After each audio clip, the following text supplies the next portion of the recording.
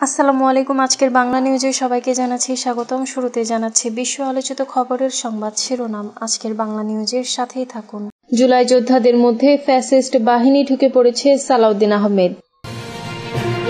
জুলাই সনদ স্বাক্ষর অনুষ্ঠানে যায়নি এনসিপি, রাজি করাতে সরকারের চেষ্টা অব্যাহত। জুলাই যোদ্ধাদের উপর লাঠিচার্জ, টিয়ার শেল, রাবার বুলেট দুঃখজনক, সার্জিস আলম। জুলাই সনদের বাস্তবায়ন আদেশ ও পদ্ধতির পূর্ণাঙ্গ রূপরেখা না দেখা পর্যন্ত স্বাক্ষর করবে না এনসিপি।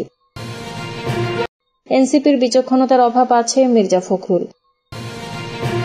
ভিন্নমত ছাড়াই জুলাই সনদ স্বাক্ষর হলে সবচেয়ে ভালো হতো জামায়াত। জুলাই সনদ বাংলাদেশের জন্য ঐতিহাসিক দিন, জুনায়েদ সাকি।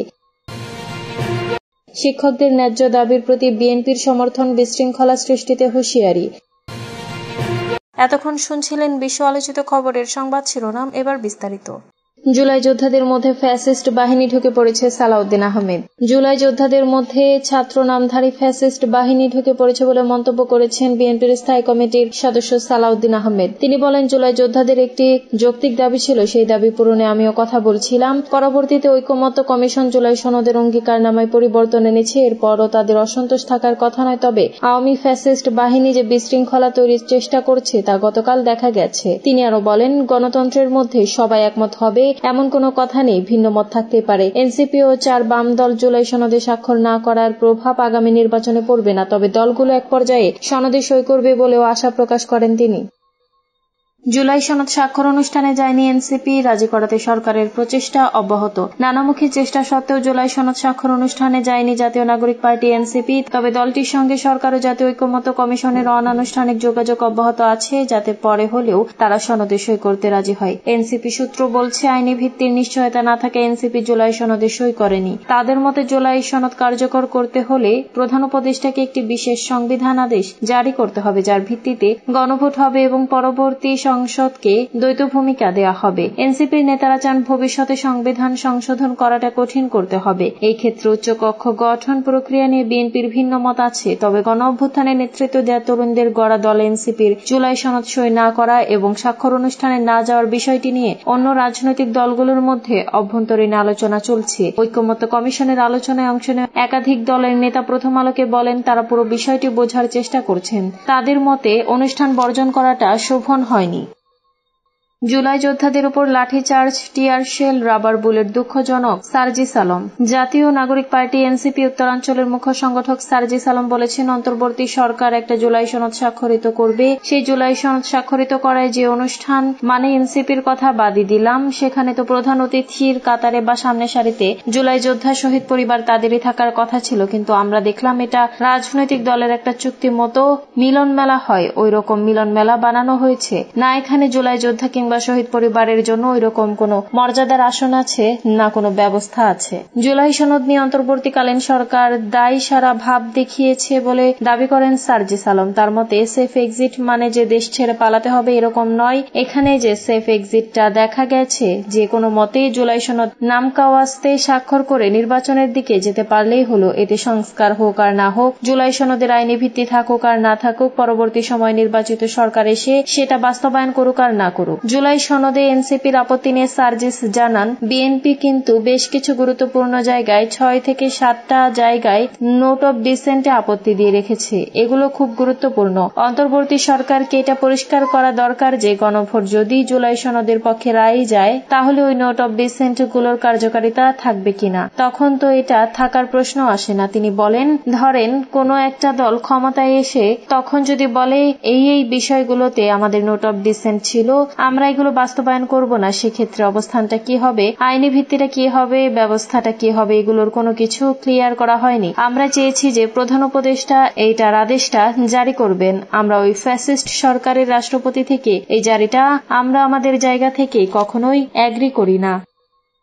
জুলাই সনদের বাস্তবায়ন আদেশ ও পদ্ধতির পূর্ণাঙ্গ রূপরেখা না দেখা পর্যন্ত স্বাক্ষর করবে না এনসিপি। এনসিপির ফেসবুক পেজে এক পোস্টে একথা জানিয়েছেন দলটির যুগ্ম আহ্বায়ক সারওয়ার তুষার। পোস্টে তিনি লেখেন, এনসিপি মনে করেন জুলাই সনদ কেবল রাজনৈতিক সমঝোতার দলিল নয়, এর মূল লক্ষ্য হল রাষ্ট্রের স্বৈরতান্ত্রিক ভিত্তি ভেঙে গণতান্ত্রিক রূপান্তর ঘটানো। তাই এর সুস্পষ্ট আইনি ও সাংবিধানিক ভিত্তি থাকতে হবে। দলটি অভিযোগ করে রাজনৈতিক দলগুলো ঐকমত্য কমিশনের সঙ্গে 1 বছর কাজ করলেও সনদের অঙ্গীকারনামায় বাস্তবায়ন পদ্ধতির উল্লেখ নেই, যা জনগণের সঙ্গে প্রতারণার শামিল। এনসিপির দাবি, এসব নিশ্চয়তা ছাড়া জুলাই সনদে সাংবিধানিক ভিত্তি নিশ্চিত হবে না, তাই বাস্তবায়ন আদেশে এই বিষয়গুলো স্পষ্ট উল্লেখ থাকলেই তারা সনদে স্বাক্ষর করবে। এনসিপি আরো বলেছে, অন্যান্য দল যেসব আদর্শিক কারণে সই করেনি, বিশেষত 1972 সালে সংবিধানের মৌলনীতি রক্ষার যুক্তিতে, তাদের সঙ্গে এনসিপির অবস্থানের মৌলিক পার্থক্য রয়েছে।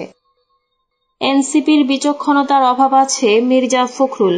জুলাই সনদ স্বাক্ষরের অনুষ্ঠানকে একটি ঐতিহাসিক মুহূর্ত বলে উল্লেখ করেছেন বিএনপির মহাসচিব মির্জা ফখরুল ইসলাম আলমগীর। শুক্রবার এক গণমাধ্যমকে দেওয়া সাক্ষাৎকারে তিনি বলেন, আমাদের রাজনৈতিক দলগুলো যে সবাই দায়িত্বশীল ভূমিকা পালন করে তার আজকে আরেকটা নিদর্শন দেখা গেল। এছাড়া জাতির প্রয়োজনে, রাষ্ট্রের প্রয়োজনে সব দলগুলো এক হয়ে কাজ করতে পারে। মির্জা ফখরুল ইসলাম বলেন, যেসব দল এতে স্বাক্ষর করেনি তারা আরো কথা বলে স্বাক্ষর করতে পারবে। জাতীয় নাগরিক পার্টি, যাদের জুলাই ঘিরে গুরুত্বপূর্ণ ভূমিকা ছিল, তাদের না থাকাকে ভুল বোঝাবুঝি বলে মনে করেন তিনি। এ বিষয়ে মির্জা ফখরুল ইসলাম বলেন, আমাদের সাথে আলোচনা ঐকমত্য কমিশনে যে আলোচনা হয়েছে তারা প্রায় সব ব্যাপারে পজিটিভ ছিল। যে ব্যাপারটাতে সমস্যা আছে সেটা আলোচনার মাধ্যমে পরেও তারা এ ব্যাপারে আলোচনা করতে পারত, সেটা নিয়ে আমরা পরে আরো বসতে পারতাম, কথা বলতে পারতাম। এবং আমি মনে করি যে এটা বিচক্ষণতার অভাব হয়েছে তাদের, না হলে তারা অবশ্যই এটা সই করত আজকে। তবে এটাকে বিভক্তি বলে মনে করছে না বিএনপি মহাসচিব, তারা ভুল বুঝতে পারবে এবং তারা সঠিক জায়গায় এসে পৌঁছাবে বলেন আলমগীর। তবে বিভিন্ন প্রসঙ্গে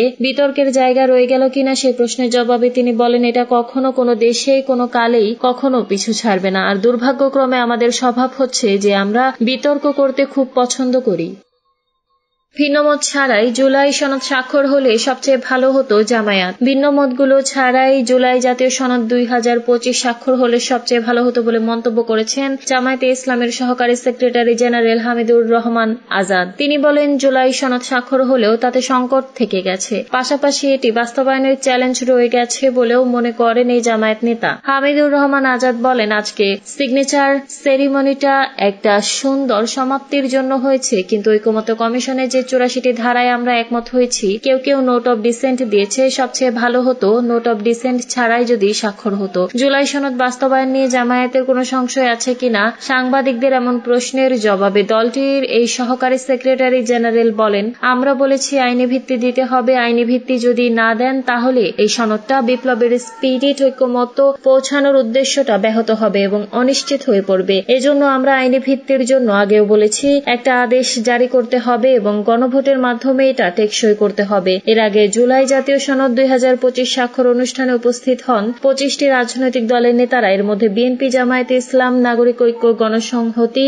আন্দোলন, liberal Democratic party, Khelafat Majlis, রাষ্ট্র সংস্কার আন্দোলন, আমার বাংলাদেশ পার্টি, জাতীয়তাবাদী গণতান্ত্রিক আন্দোলন, বাংলাদেশ খেলাফত মজলিস প্রমুখ দলের নেতাকর্মীগণ উপস্থিত ছিলেন। জুলাই সনদ বাংলাদেশের জন্য ঐতিহাসিক দিন, জুনায়েদ সাকি। জুলাই জাতীয় সনদ স্বাক্ষরের দিনকে বাংলাদেশের জন্য ঐতিহাসিক বলে মন্তব্য করেছেন গণসংহতি আন্দোলনের প্রধান সমন্বয়কারী জুনায়েদ সাকি। শুক্রবার জাতীয় সংসদ ভবনের দক্ষিণ প্লাজায় সনদে সই করার পর তিনি সাংবাদিকদের বলেন, জাতীয় ঐকমত্য কমিশনের রাজনৈতিক দলগুলো অংশ নিয়েছে এবং আলোচনার ভিত্তিতে জুলাই জাতীয় সনদ প্রণয়ন করা হয়েছে। আশা করি রাজনৈতিক দলগুলো এই সনদ বাস্তবায়নের প্রক্রিয়া নিয়েও ঐকমত্য পৌঁছাতে পারবে। শিক্ষকদের ন্যায্য দাবির প্রতি বিএনপির সমর্থন বিশৃঙ্খলা সৃষ্টিতে হুঁশিয়ারি। আন্দোলনরত বেসরকারি এমপি ও ভুক্ত শিক্ষা প্রতিষ্ঠানের শিক্ষকদের দাবির সঙ্গে নীতিগতভাবে একমত হওয়ার কথা জানিয়েছে বিএনপি। পাশাপাশি আন্দোলনকে পুঁজি করে পতিত স্বৈরাচারের সহযোগীরা বিশৃঙ্খলা সৃষ্টির মাধ্যমে দেশকে অস্থিতিশীল করলে প্রতিহতের ঘোষণা দিয়েছে দলটি। বিবৃতিতে বলা হয়, দেশের একটি দায়িত্বশীল রাজনৈতিক দল হিসেবে বিএনপি এবং দলের ভারপ্রাপ্ত চেয়ারম্যান তারেক রহমান শিক্ষকদের ন্যায্য দাবির সাথে নীতিগতভাবে একমত। সর্বস্তরের শিক্ষকদের জন্য আমাদের অগ্রাধিকার হল যুক্তিসঙ্গত আর্থিক সুবিধার নিশ্চয়তা সহ চাকরির নিরাপত্তা, শিক্ষকদের সর্বোচ্চ সামাজিক মর্যাদা, তাদের অবদানের রাষ্ট্রীয় স্বীকৃতি।